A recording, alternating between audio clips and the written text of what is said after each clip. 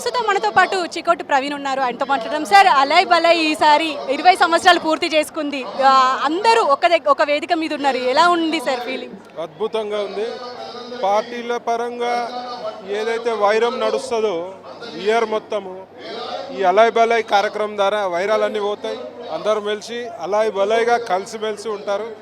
ఏమున్నా పార్టీలకు ఎన్నో రకాలుగా విమర్శలు చేసుకుంటారు పార్టీల పరంగా, కానీ మళ్ళీ అందరూ వచ్చే వరకు తెలంగాణ ప్రజానికం అందరూ నాయకులు కానీ ప్రజలు కానీ అందరూ ఏకం కావాల్సిన అవసరం ఉంది.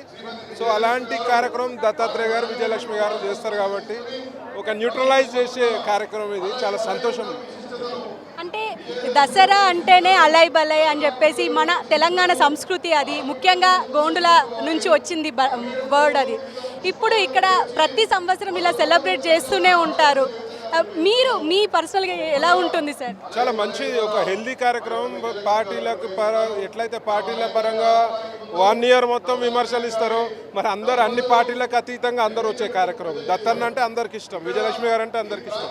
అందరూ వచ్చి ఈ కార్యక్రమంలో కలిసిమెలిసి అలాయ్ బలాయిగా ఉండి మరి మన రాష్ట్రం అంతా ఐకమత్యంతో ఉండాలని ఒక ముఖ్య ఉద్దేశం దత్తాత్రేయ గారు. కాబట్టి ఇది చాలా మంచి కార్యక్రమం అని చెప్పి సందర్భం. Thank you sir. Happy Dasara.